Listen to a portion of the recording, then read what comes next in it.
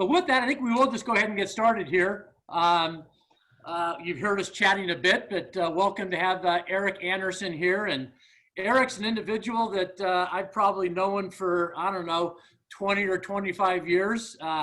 Erik, and where he was at the time, really kind of launched me early on in one of my very early venture funds. So I'm very appreciative of Erik's early commitment to that. And then ironically, we both have places out of Pend Oreille. So have the good fortune of running into Erik out at Pend Oreille during the summertime.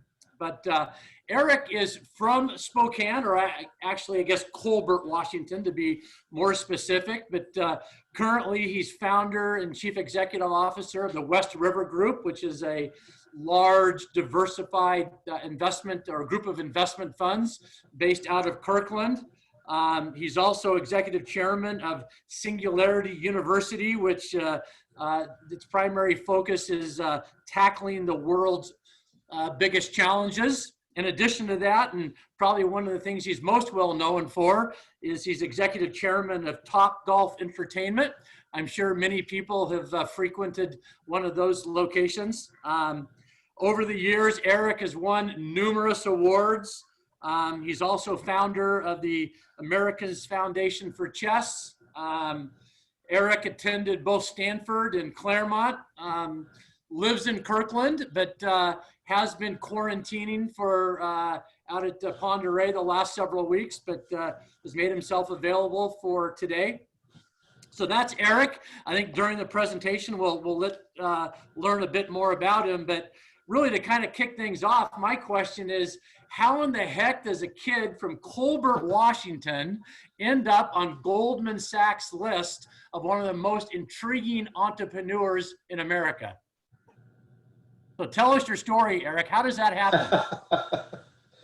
Well, you have to have good parents, right? So, you know, like anytime you're in an award ceremony, you got to shout out to them, you know, and dad. So, but I will say that you know, we started out with I was fortunate to be, you know, in a stable environment, have good parents. You know, my mother in particular, you know, we just celebrated, you know, the 50 years of the Washington State nursing program, and my mother, you know, co-founded that. So that was a 50-year journey. And I think it was funny. We made a couple remarks at that, and my mother passed at 99 and a half, so she almost made it for that. Wow. But we commented that I was raised by a nurse, which meant I learned to make, you know, square corners in my bed and then every care plan. But more interestingly, she was kind of a visionary leader, and she used to say, "The way but up, we're fearless, not reckless," is one of her favorite words. So, you know, you do go back to certain foundational things. I think Washington and Spokane and rural Spokane was a fun place to grow up. And my mother built a college. And so she was sort of a founder, visionary kind of leader person. I got lucky to go to Claremont and Stanford. You know, that was my sister. You know, I Stanford, Claremont, Washington State University. You know, so I kind of got a couple of along the way. And I think because I was curious and I had some good high school teachers, you know, I was kind of curious, and, you know, that was a good platform, and Stanford was a good brand, and so was Claremont. And then I ended up, you know, back at Goldman Sachs in Booz Allen in New York. So I sort of went to some interesting brands, an interesting place to learn things. You know, so I spent almost a decade in New York between Booz Allen and Goldman Sachs. And I think once you did that, once you sort of, you know, got a good start, you know, got a good educational foundation, where maybe naturally curious, pretty was a couple of good brands behind you and learnings like Goldman and Booz Allen, you know, made a decision to go back family to Northwest. That's when you and I really reconnected. Yep. Our connected right way back then. Those foundational elements, and, you know, then when given the opportunity, you know, look at certain things and build certain things, and particularly TopGolf, where, you know, I have been fortunate to get some recognition, and that's how we ended up on the Goldman list. But the great thing about the West Coast is that we're willing to farm and create. I talk a lot about being, and when I was in New York, I learned a lot about, competing and negotiating. So I opt for the West Coast create and build more than I do the East Coast compete and negotiate. And for anyone who's gone through a private equity experience with someone from the East Coast or an East Coast law firm, you know exactly what I mean. You talk about your parents. I recall your dad worked for Avista, didn't he? And He then did, yeah. at one point in time, you were on the Avista board. 17 years. Okay, and you recently retired from the board, if that's correct. I did. I did indeed. It was time, although I love it, but that's a long time. Yep. And they have a great board. I thought we were going to get it sold. Remember, yeah, that we there with that. It would have been really good for the region, but it's also good where it is now. So they're great people there. No, Avista's been a good supporter of our community. So outside of your parents, what roles, whether at Booz Allen or at Goldman or what people really kind of influenced your career the most? Yeah, so the interesting thing about New York and both Booz Allen and Goldman Sachs were how the aggregation of kind of I'd like to think some pretty smart people, not necessarily the greatest builders, right? Because almost everybody there had gone through a pretty similar academic experience, right? And had experienced academic success. And we'll talk about the good news from that, and we'll also talk about the bad news, I think from that. And so embedded in each of those firms, and professors. There are some good professors at Stanford, really close, and they were just always encouraging. So the faculty at Claremont and Stanford were, okay, you can work, you're smart enough. And then some of the professors, Jerry St. Dennis in particular, and some folks, at Stanford, they were always very encouraging that you could do something. And I would say the interesting thing about the Stanford platform and the platform is it building sort of this quiet confidence. And I also work a lot now with this diversity. My funds are the only in the world that's actually committed, to diverse leadership of the allocation, which is amazing in and of itself. It's its own endpoint to this journey. But having those points and having those brands, and then collecting some of the smart people along the way. And then at Goldman Sachs, and I got to know some really interesting, Rubin, for example, Secretary of Treasury, and all those folks became good working colleagues, and they just had really interesting ways to look at the world. But they were always encouraging that you could do something. So that's it wasn't like, oh, I learned Black-Scholes from Fisher Black, who was happened to be Goldman Sachs. It was more skills, thinking ahead. And they were just all, always super encouraging, those environments. So you've had the chance to work with some incredible people over the years, and I'm always kind of struck by your humility, Erik. And I've heard you say before that the things that virtues that you see in leaders are people that are both enthusiastic but also have some humility, and those are, I think, a couple of traits that you commonly express as well. Thank you. One of the things that you also that you're focused on, and your funds are focused on, and that you say is that you are long the global innovation economy. What does that mean in your words? Well, I think, and it kind of the singularity. And I really wish we were in person, because there's some fun things I can do for a whiteboard for everybody to make some of these points, but I'll try to do it. We'll get you back to do that, Erik. We'll get you back. I'll come back, and I'll host a One Hope wine dinner for everybody. So I have a great winery. Well, you'll have fun with that. If you just look, you probably are all familiar with this, but just to repeat it, if you look over history and you look at at any point in time, like 20 years, and you say how much of the value of the market, right, in companies that existed at the time 20 years ago, and then how many are companies, right? It always turns out that like more than half of the stock market, you know, is always valued by new companies that didn't exist when you started looking at it 20 years, right? So Facebook, Google, Apple, you know, Apple, Microsoft, right? I mean, all of those things. And so if you just generalize, and I did get a word with Gary Brinson, who's a great investor, but if you just generalize and look at that, it means that all the future, all the value is ahead of us all the time, right? I mean, that's just the way it is. In fact, the other day, I'll remember this, you know, but we're all, Tesla's the most valuable car company, et cetera. So that just has to come from innovation, right? Or disruption. So as a simple person who likes to run downhill, you know, I'm kind of lazy. It's like, it Right. seems like you should be on that side of the equation. That's only been accelerated by, you know, the digital economy, right? And, you know, the digital economy, you know, has created, you know, a lot of disruption, a lot of ability to start companies with not a lot of capital. So that's only become more pronounced. And so it's like, I should be on that side, not the other side. And by personality, that also fits me. I'd rather build and try some new things than not.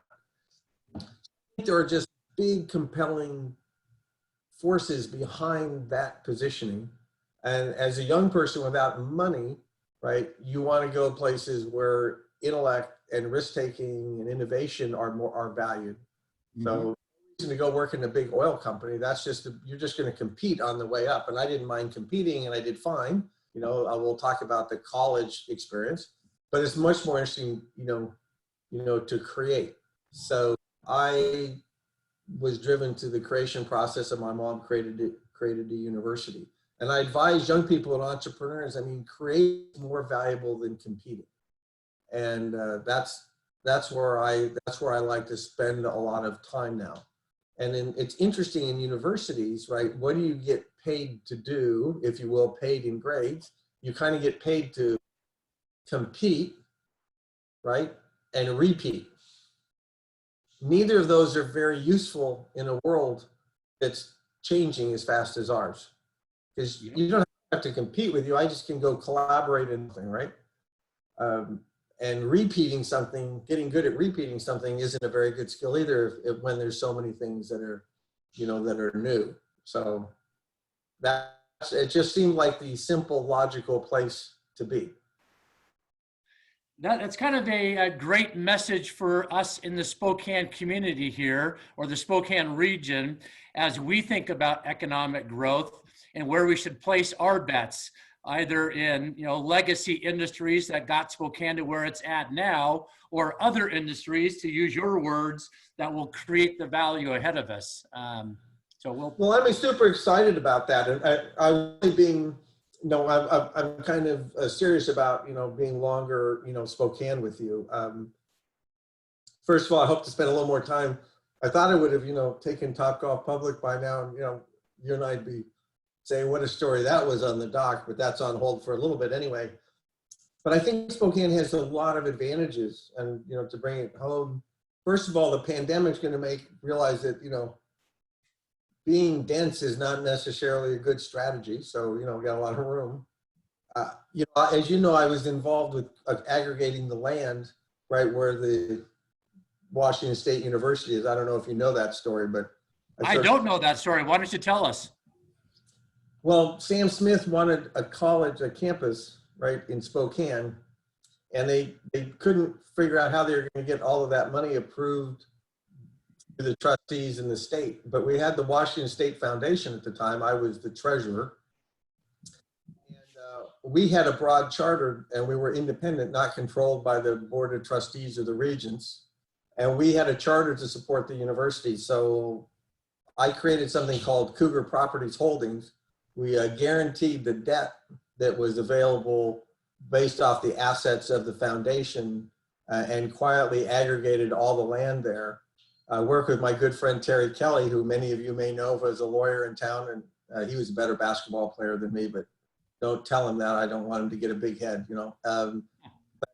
We aggregated that, and you know, we were able to buy all that property. So I was kind of the structural and brainchild to say, well, let's just go buy it. We did it secretly. And then we told the trustees and the regents that we did that. That was a magic moment because they actually thought they had control over things, but not so much. I did get fired, but you have a university. But the reason that's so important is, you know, that intellectual hub adds a huge advantage, right? With everything else in a Vista and leadership. Absolutely. And then, you know, I think, you know, I have $1 billion under management now, probably go to 10 if we want. You know, we have a global relationship with the largest partner with Silicon Valley Bank in the world and a bunch of things. But I think we, you know, I'm thinking about this now. It's very timely that we're having this call. It's like, you know, there'd be more interest in a place like Spokane, and we have good friends, like we all know each other, and we can bring money there and connections. So I think you should really, you know, we can really lean into that. Yep. Yep. Well, let's talk more about that. Actually, tomorrow I've got Glenn Kelman from Redfin, who's going to do. I was just on a board with Glenn. Okay, but he came out last week in an interview in GeekWire and said that he sees a shift from larger cities like Seattle to places like Boise and Bozeman. He did not mention Spokane. So I reached out to him and said, hey, Glenn, can we have a conversation with some leaders here in Spokane and talk about what Spokane can do to get on that list? Well, say hi to him. I will. So let's transition. You talked about your funds. You've got $1 billion under management now. You might go to 10 billion. A couple of your funds, one is focused on healthcare, another one on technology. Can you kind of maybe give us a summary of, you know, what those funds are looking for? Because there's undoubtedly companies in Spokane that, you know, may possibly be candidates for those funds. Sure. So the life sciences, you know, digital health, you know, digital, you know, healthcare, you know, digital things like that. You know, biotech, we do a bunch, you know, you know, a bunch of things there.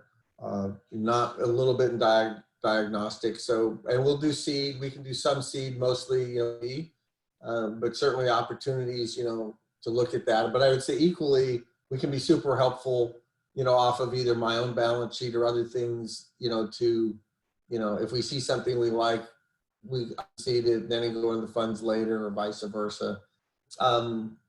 Not surprising, you know, in our Pacific Northwest, and you may know Anthony or Laurel, and if not, you know, you should be them. They run that. You know, we're focused all over the Northwest, including Spokane. You know, a lot with, you know, AI and, you know, enterprise software.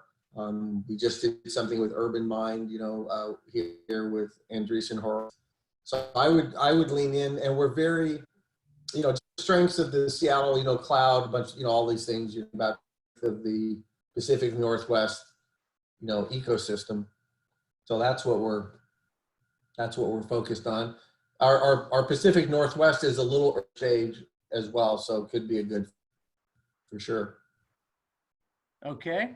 Well, hopefully we might get some questions from some people on the phone that might have businesses that fit. You know, one company here in town, and I don't know if Dan Rourke is on the phone, but a company called Gestalt Diagnostics that was spun out from Inland Imaging that is pursuing digital pathology. Now, unlike radiologists, pathologists typically are still reading tissue samples under a microscope, but those could be digitized, could be read at home. And Dan's company, Gestalt, is developing workflow solutions and other technologies to enable that. And he'll be out. Yeah, no, that's interesting. You know, in my career, we did a radiology flow thing that we sold. We did early, you know, sort of PAPS, you know, way back in the day, you know, with really super thin, you know, cuts. So, you know, that's an area I have personal experience with, and you know, we're just very long what AI can do and what you can do digitally, right? And I can imagine that would, you know, really, you know, could be solved with, you know, digital capability and AI, you know, over time. Is that right? Am I on the right path? You're on the right track. Out of curiosity, what was the company that you were invested in that was doing the pap smears? Was that? Oh God, that was when you and I first met. Right. Was that one of Wayne Wager's companies? Yeah, I was with Wayne. Yeah. Yeah, because Wayne is the reason I ask is Wayne is on the board of Gestalt. Okay. Yeah. Yeah. I recruited him into that position because of his involvement in similar companies. Well, we were doing, we were working with workflow with radiology, as well. I'll have to go look at that company, which was in my portfolio about 7 years ago. So both, and then, again, in terms of expanding our network together, with Two Sigma Ventures, they're a big partner of mine. They have huge capabilities, in AI and things like that. And then adaptive biologics, Chad Robbins and all these things. So that's when we should, at a minimum, we should talk about, because we may have, lots of reference points. I know NEA likes that space, and we could look at it. So yeah, I mean, I guess that's the fun part about all being friends and coming from a hometown, right? It's like, we can make an investment. We'll always be here. Yep. Yeah. And we do have a few questions here. If you're okay with, I can ask one of Jeff Johnson. Jeff, do you want to ask your question? Sure. Erik, could you share with us about how you got involved in starting TopGolf? Yeah, sure. So a colleague of mine brought it to our attention 17 years ago. And at the time, I thought it was just we were the largest investor at the time, $2 million. So that started tiny, like a $6 million, $7 million round. And to build the first one in Washington, DC area. And at the time, I thought it was going to sort of be like just a Lucky Strike bowling alley thing. Had the similar attributes. So I thought it was a replication strategy. What it turned out to be, if that's interesting, was that we ended up digitizing a sport. At the time, Facebook, social media didn't exist, right? It was right at the beginning of that. And, digital games were sort of just starting.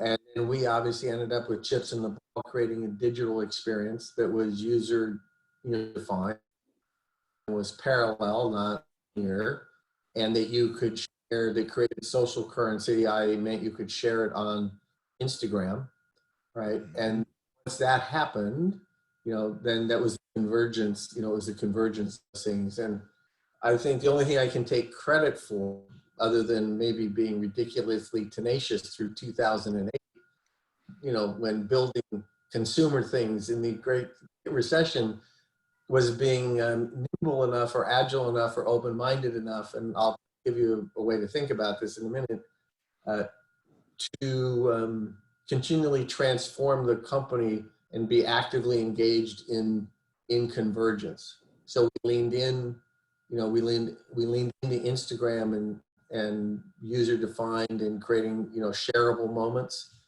We started thinking about creating moments that matter for everyone, which became our rally cry, if you will, which is some Disney work. And then, connecting people in meaningful ways became the purpose of the organization.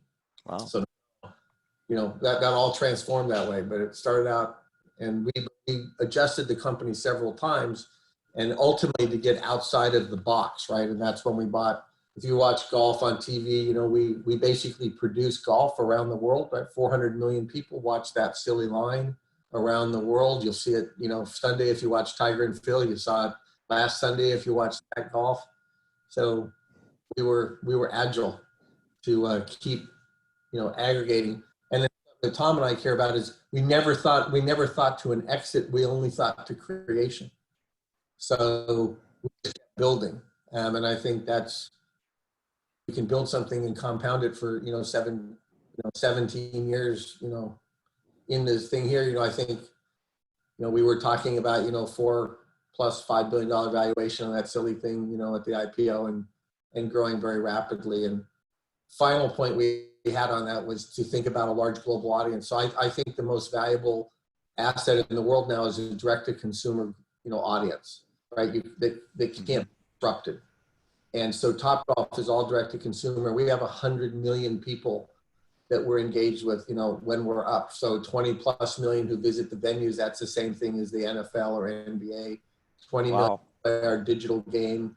You know, another 25 million or 30 million who consume, you know, our content, and another 20 million who go through our tracer technology around the world on the driving ranges.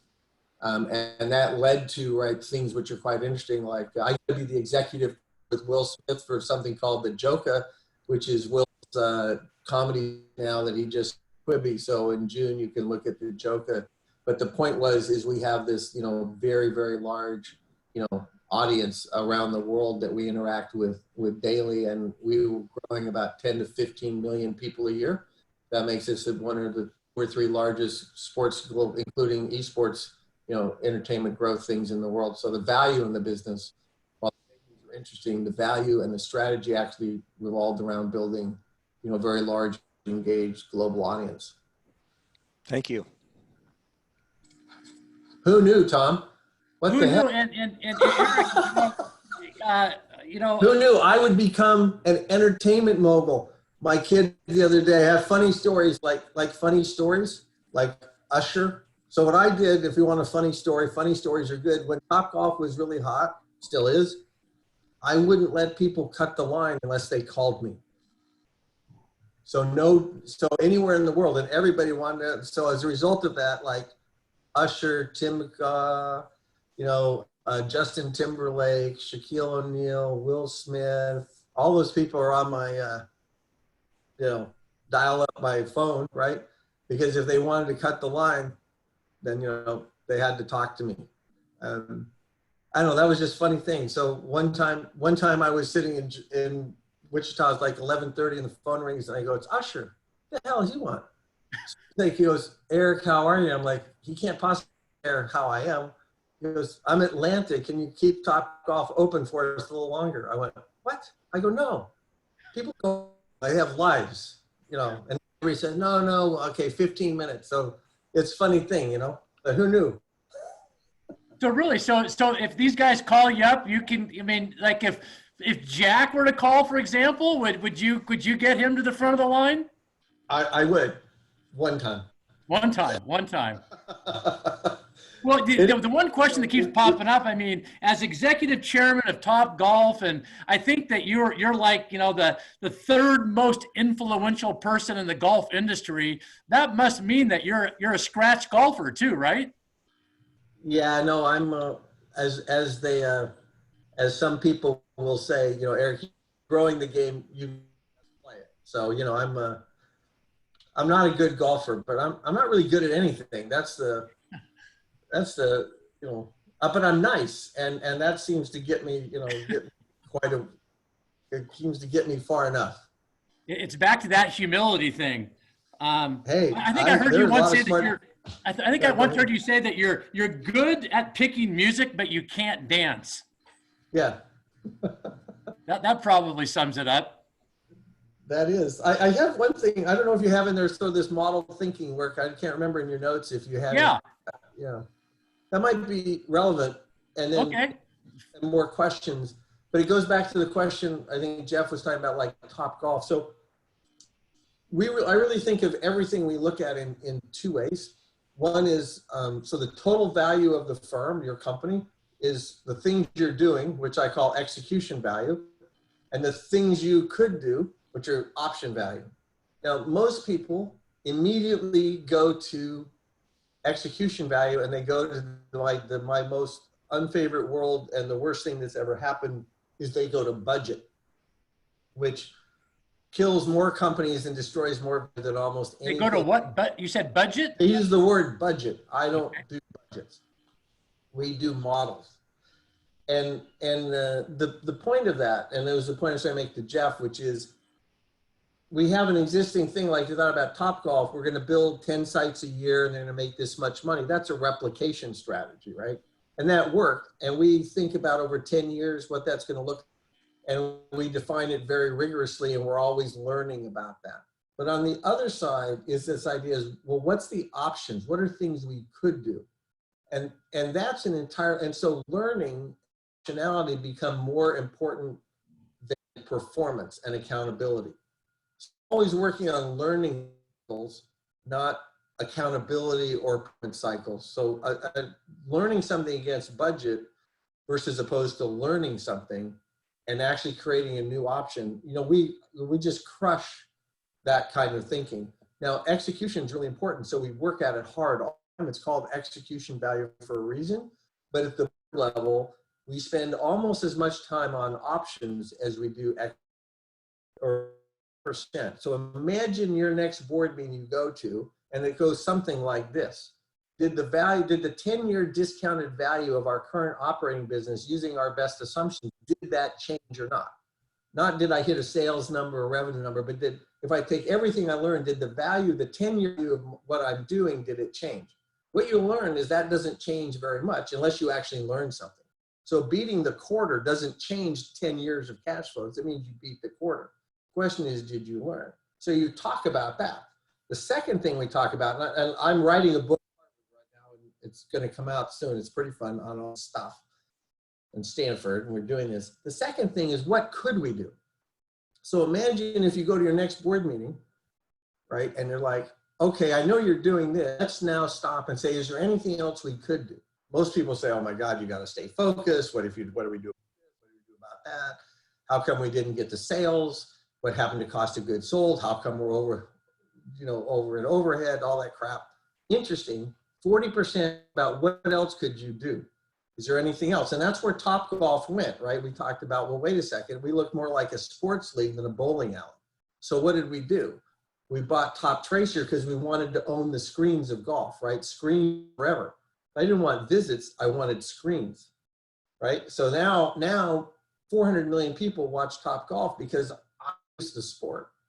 And then we bought WGT, which was the mobile game, which are more screens, right? So we were thinking not about revenue and margin on the hamburgers, but wow, we're owning all the screens of golf. And so now we become the digital infrastructure of the modern game for golf. TopGolf for stadiums, Top Tracer turns the driving range business game network, not a practice network. It digitizes that. WGT is the esports. So you'll see we're doing esports with the LPGA and the PGA, and if you look at the golf business, the driving range business, if we become the infrastructure for that, that's 1.5 billion visits a year go through the million bays of golf driving ranges around the year. They're going to be on our screens playing our games. That makes us worth 5 times Peloton. Peloton looks like a nit to me, right? I mean, literally, we're going to just blow by. I know those. We were on the same story, but we were thinking about options, not about did I hit this. We spent 60%. We hit the quarter. It was great. We built 4 sites. 20,000 people came. We made money, but it was, what could it be? What were the options available? What were we learning?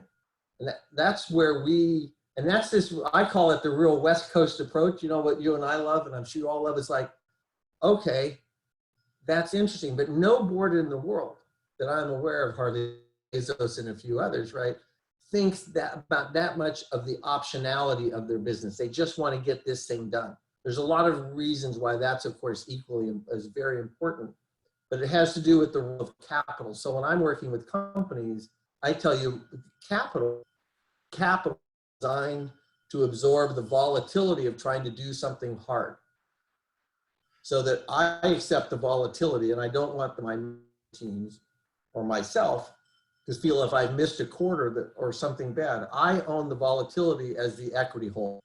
And we talk in terms of understanding and volatility, not performance to budget. And the more understanding we build, and as long as I understand the volatility, I'll plan the capital structure for you. So someday I'll come over and do model thinking. I just did it at Stanford. I just did 20 CEOs. I'm doing it, at Harvard. I do it, around the world. But don't lose sight of options, right? And then hold the equity accountable, me in that case, to absorbing volatility, not trying to force predictability down to a salesperson in a volatile world. That's just a dumb idea, right? So it's a very fun way to look at it, and it's why we built TopGolf and why we were in it for 17 years. Okay, that's how do you balance that thinking in an emerging company where you have a wide-eyed visionary entrepreneur that on the one hand, you're just trying to rein them in to meet a budget. And a guy like me might saying, hey, just meet one budget, I'll be happy. And then you walk in and say, hey, think about what if. I mean, how do you balance those two? Well, that's where, so it's really fun. So here's the transference from budget to model. Hi. That's Deborah. Remember Hi, Tom? Deborah. Hope to see you at Ponderay soon. Ah, yes, that'd be amazing. That's the, so what's important is rigor, not predictability. So I really, if I have one thing, an important thing to think about is rigor as opposed to predictability. So so budgets tend to think about predictability, right? I put something down, please, right? So that's the big thing. It's like, and there's reason you care about it, but the reason you care about that is because you want to learn something. You want to know, right, that, over time that you're learning. And then predictability, though, is overvalued because there's natural volatility in every system. So you don't want to try to get rid of natural volatility. You just want to understand it. Now, what you want your leader to do is when they come back to you and they're talking to you about the results for the quarter, is to say, if you thought margins were going to be 20% forever, right? If that was your whatever, this quarter, if the margins were 18%, are we going to change the margins for the future to 18%? Or does our best thinking still say the margins are 20 and that was just volatility? Or did we make a mistake? And therefore it's still 20. So if your margin projection didn't stay, then the value of the business over the next 20 years didn't change. You just either had volatility, oh yeah, a factory went down, a product cost came something, whatever, or we made a mistake. We misquoted the price and we messed it up. So it's the rigor of understanding versus the long-term model that builds up the value. Please meet a set number, right? Because so it's deep attribution and dear. Where meet the budget, you actually want to meet the rigor, right? It's like, tell me what and why and what did I learn? So if you came to me and say, hey, here's what happened, I'll say, did you change your model? Did you make a mistake? Was it volatility or did we learn something, which means we should change the model, right? So so every decision goes through. Now, what's the key thing there in this thinking? The one thing you can't do is run out of cash because you got to build that historical, right? So but that's my job as the equity holder, Yep. right? Is to make sure you don't run out of cash. So at TopGolf in 2008, when the world was a disaster, but we were learning a lot, we had the balance sheet, so we kept supporting it and investing in it. But it's rigor versus predictability that you spend your time on. At least we do. Yeah. And it's more difficult because the worst board meeting in the world is, oh, they hit their numbers, let's go get a cup of coffee. It's like, that doesn't mean anything, right? That could be a false signal or a good signal. But what did you learn? Huh. Did you change anything in the business model for the long term based on this quarter? I'd love to dig into that more, but we have a number of questions queued in here. So I'm going to turn it over to Cindy and let you direct the questions as they've popped up. And I'll answer quickly. Sounds good. Bruce Penn, you had a question. I did. Hi, Eric. Hello.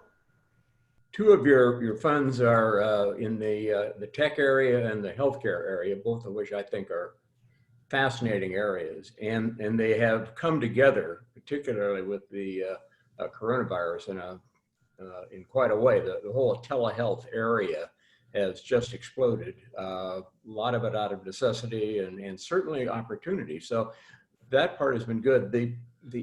There's another side to it, however, which is HIPAA and requirements to protecting PHI, and thus you get into the cybersecurity area as well. So that's another aspect of this expansion, and I would just be interested in your observations about how you address both as we go forward.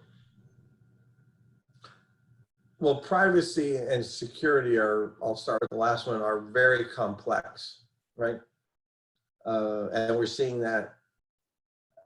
And this really goes back to really, so, so security just, you know, Israel's the best almost in the world, right? And the reason Israel's so good at cybersecurity is because they're at war all the time, right? So as a result of that, they live on the front line of, you know, cybersecurity.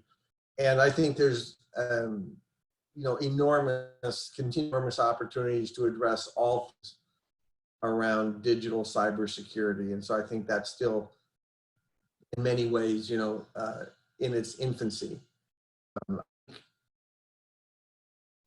More and more important, right? Fraud, you know, everything. So, you know, smart systems, and there's lots of stuff, and there's probably going to be easier answers, you know, as we go forward. There's a cool company out there we've looked at. It's called True You or something like that, and it's almost able to know if it's you.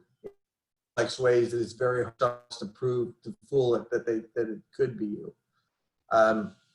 Privacy and HIPAA, I think privacy is going to look something like this. And this is some singularity work. You know, when they say there's a smog alert and it says stay home, I think there's going to be a privacy alert. It says pandemic. We are going to know where you go, when you go, and where you go. Right? And they're just going to tell you, you know, you're currently in a place where your privacy rights are low. And that just means, as long as they tell you that, anything you don't want us to know for the current period of time, you shouldn't do. Right? Don't go someplace, don't travel, because pandemic risk, I'm sorry, overweighs your need for privacy. Right? On the other hand, if you'll be in a high privacy status, which is like, you know, it's sunny, 70 degrees, no storms, no fire, earthquakes, no tornadoes, no pandemics, you know, it's shut down. It's very much just looks a little bit like, you know, like, I think we're going to have big debates a lot around that. You're seeing it right now. You know, should we be able to track you? I mean, it's fascinating, right? What's going on around the pandemic, and, you know, should we be able to track you or not track you? And should we use phones to track you? And should we use your friends' phones to track you? And should we use visual face recognition to track you? And but I think we're gonna get used to a world in some fashion where there's, you know, a range of that. We're gonna hate that. Like people who grew up in Spokane, Washington, it's like, are you kidding me? Right? It's like world's worst idea. You know, somebody who grew up in Singapore, it's like, yeah, okay, fine. You know, I'm over it. So you're going to see a lot of changes in privacy, and I think there's going to be a real pleasure in different locations about. And with that, when we go to China, right? We all go get a different phone and we don't do anything, right? Because yeah, okay, we know we're being watched. I think we got to recognize that really we live in or we're going to live in an era of transparency. I mean, we're not going to have a lot of secrets. And we just have to come to grips with that. The other thing is we find out that people don't care what you do very much, right? Look at who was elected president. So, you know. Exactly. Any president, Bill Clinton, you know, this fact that you may have had human foibles or made some mistakes, or of course, which we all have, people are getting pretty used to the fact that, well, you know, that may or may not mean you can't do your job, but the, you know, so the morality, you know, the moral standards and the privacy standards and your civility standards, and it's really complex. Yep. Uncharted because information is so transparent, as you point out. Cindy, another question? Yep, Justin Bird, I'm unmuting you. Are you there? Justin was asking, I don't know if he's going to unmute himself here, but he was asking about your thoughts on team, product, and market when evaluating startups. Oh, yeah. Well, there's all different stages to that question. So to all of that, I think team,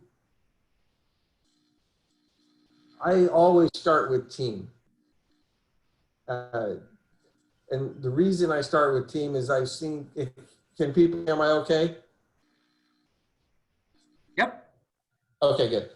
the reason I start with team is I'm pretty sure that whatever we start doing is not what we're going to end up doing.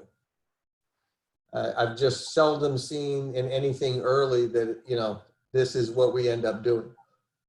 So team and culture to me are really important. And culture means that, you know, you're rigorous, you know, you're transparent, you have integrity, so that when faced with difficult decisions or the need to pivot or change the company, which is almost inevitable, that we'll be able to do that. Product market fit, you know, understanding the value proposition. We led the Series B in DocuSign. Probably not a lot of people know that I led the Series B. I did not know that. Well, there you go. That was pretty good because that was a 34 million pre-money, just in Yep. case you don't know. Who else was in that round? Well-known people, you know, that you know over here, Ignition and those folks, right? But I led it. Huh? But I'm not a fan of the newspaper, you know, so I'm happy to let John Rose people, you know, have. Yep. Huh. But I'm pretty sure I have the highest IRR on the DocuSign. But the point was, and I like to pull these things back to things because now, by the way, going back to humility, I played many blackjack hands. I do remember the ones I won. I don't talk about the ones I lost as much. So, but DocuSign was interesting in that the team was good, founders were good. The product, but we really just had a simple view of the value proposition, which was, and this was Gary Brinson and I, who's another great, obviously great person. You could basically do for $4 what Federal Express was doing for $80.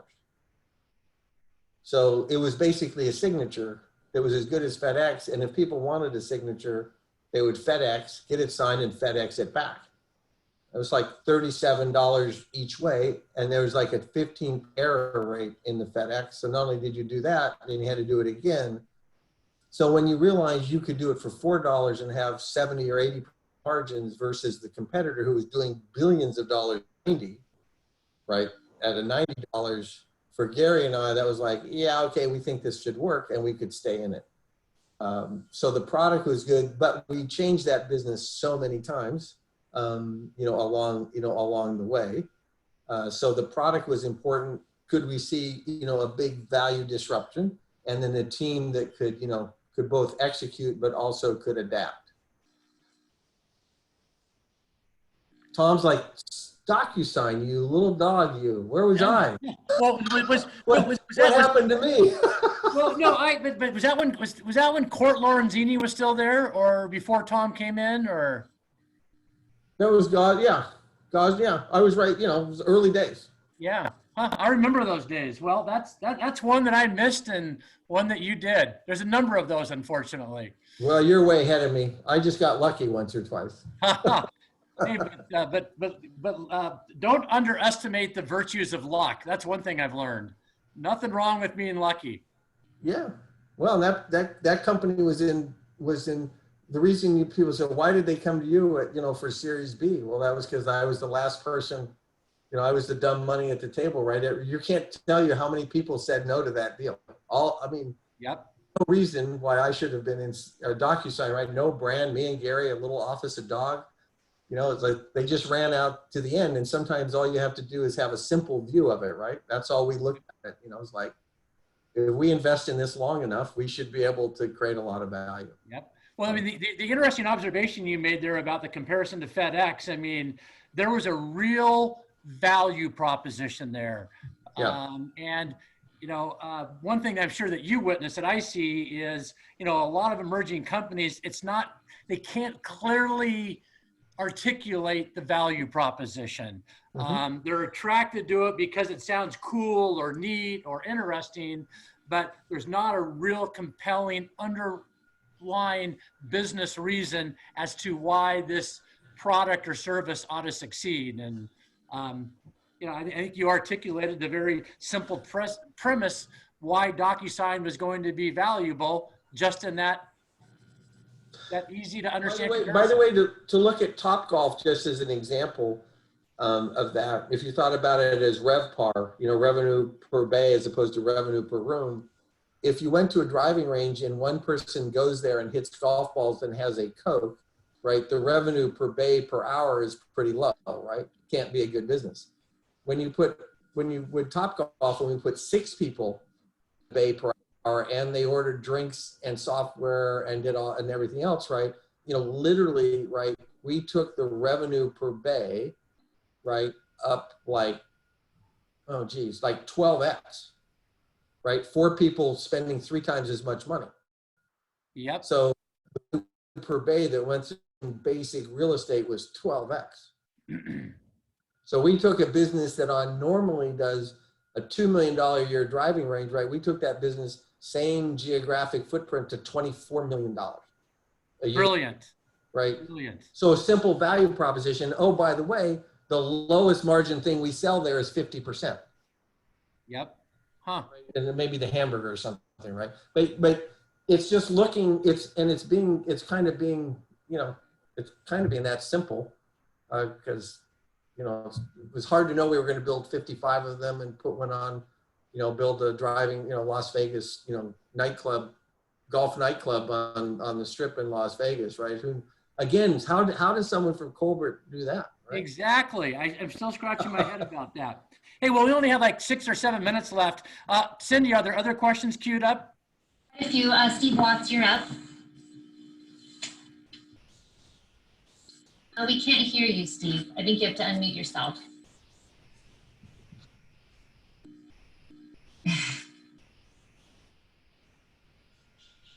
I will ask for you because I don't think you have your microphone on. So his question was curious as to your take on the current disconnect between the U.S. economy and the stock market.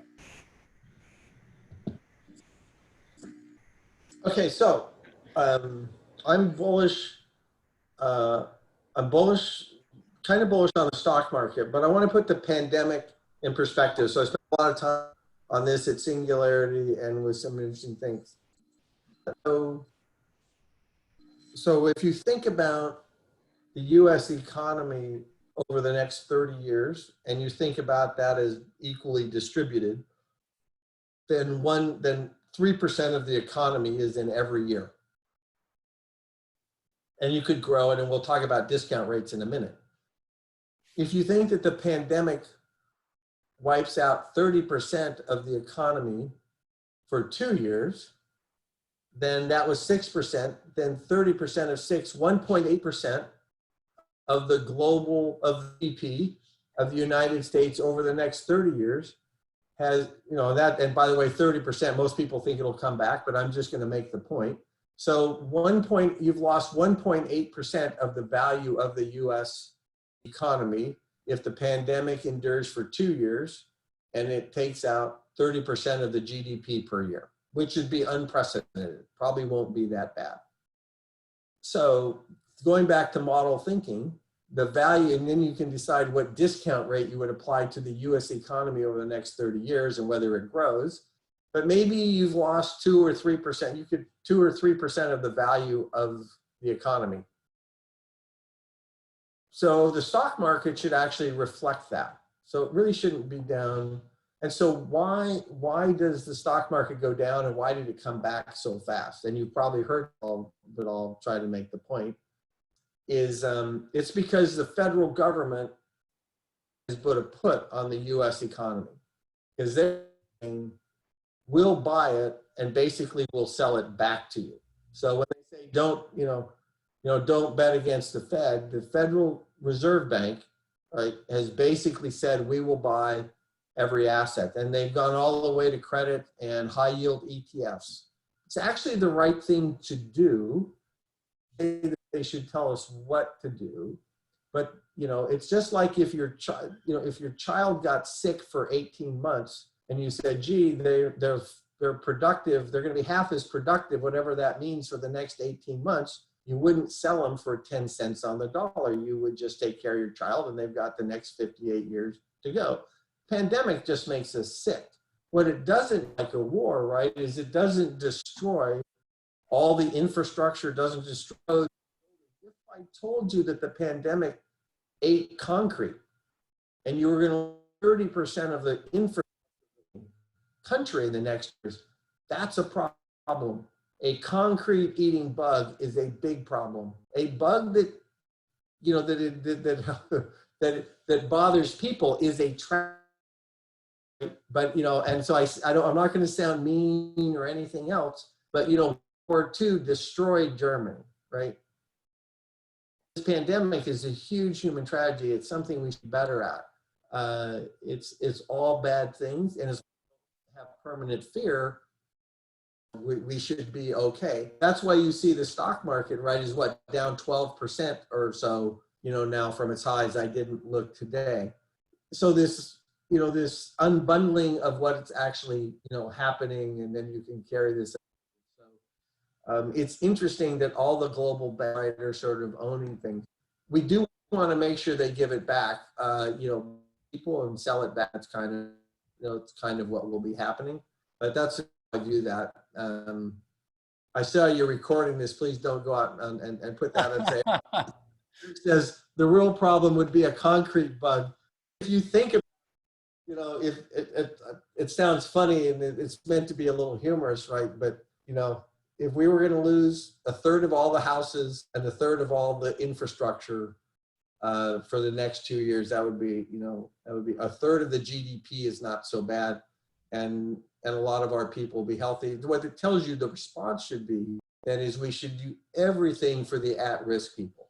What's heartbreaking about our response is many of us are safe and can do things. And at TopGolf, we opened 5 sites and everybody came back. We saw Monday, we've seen no fear in the basic population to come back. We were ahead. Oh, that's fantastic.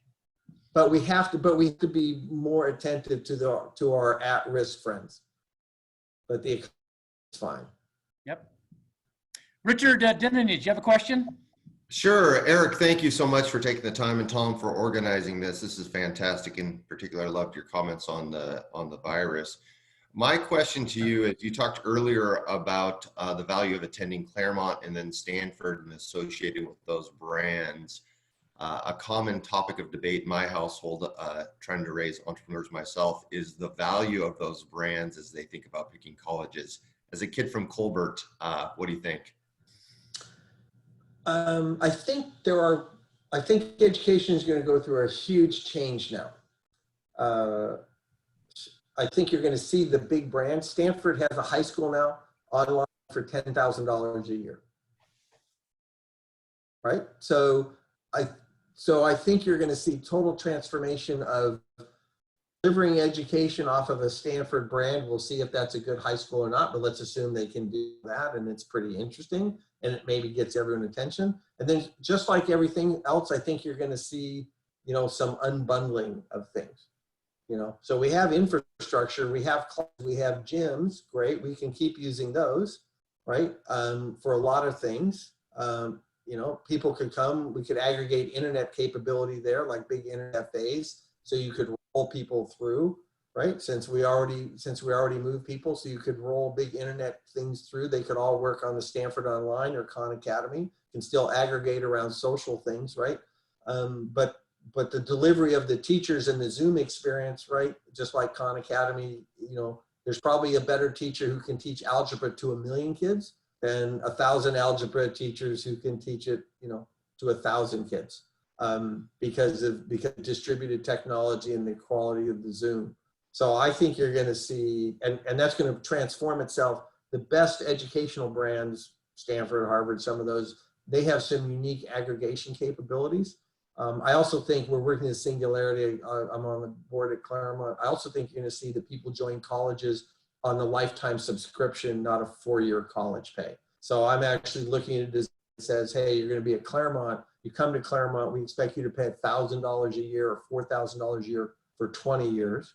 And we'll keep educating, creating new content. You're going to come at 4 years for $80,000. And we're, you know, so we're going to turn college into a subscription model. And we'll have, so your kids, do you have kids? I do. How old? Still young, 6 and 10. Yeah. Yeah, you should really look aggressively. And if I come over and we have wine, I can give you a really, I think I can certainly create an interesting educational path for your kids from 10 to here, which would not look like anything like I did, or maybe you did, but I think would be 2 to 3x as productive. I'll bring the wine. So we can talk about that, but it's all coming. And what the pandemic has done is move the digital economy and transformation probably 5 years forward. Right? We would have never done this, right? Never, ever done this. You would, I wouldn't have been on Zoom, and Tom would have made me drive over, and I would love to be there. And of course we'll come and do it because now we're connected, right? So now if I did a good job and if I have a wine dinner, at least 3 of you will come. That will be my test. I'm going to throw a free wine dinner. This is on me, Tom. You pick it, and we'll see if we can get at least 3 people to come. Oh, well, try hard. Can we do it in conjunction when your book comes out? We can have a book signing in Spokane? Yeah, that might be longer than you want to wait, or maybe you'd like to wait that long. I don't know. No. You have an open invitation to come over anytime. This has been fantastic, and I want to be respectful of your time. But I do have one more question, just to kind of wrap up here. I've heard you say that you're not really one to retire early, and you regularly emphasize, continuous investment in self. So given that, what do you kind of aspire to do in the future that you haven't already done, and outside of publishing a book? Well, the book was interesting, and I think this is fun for everybody, is I was trying to figure out if I had anything to say. I mean, I know I would talk, that's different. Yeah. Just the question is, did I actually have anything to say? I've been taking notes here the whole time. You have lots to say. Have I learned anything? And I see Bruce is laughing there because we spent some time. So I felt by practice and by principle and by sort of things that the model thinking and some of that was worth saying. So I wanted to capture that and try to make a contribution, to that work. I think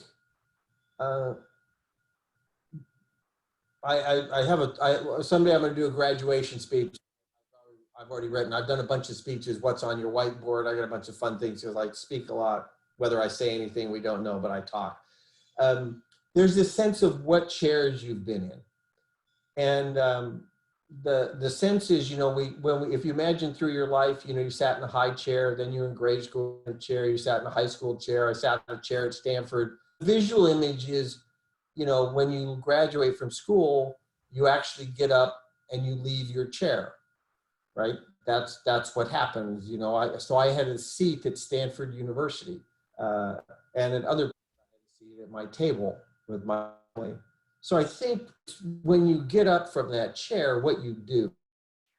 So I would feel if I didn't keep, taking the good family lessons, Stanford lessons, and trying, to help people, entrepreneurs, invest my capital, invest my time, push my thinking forward, that, that I hadn't used the chairs very well. So I never wanted to end using the chair. Mm-hmm.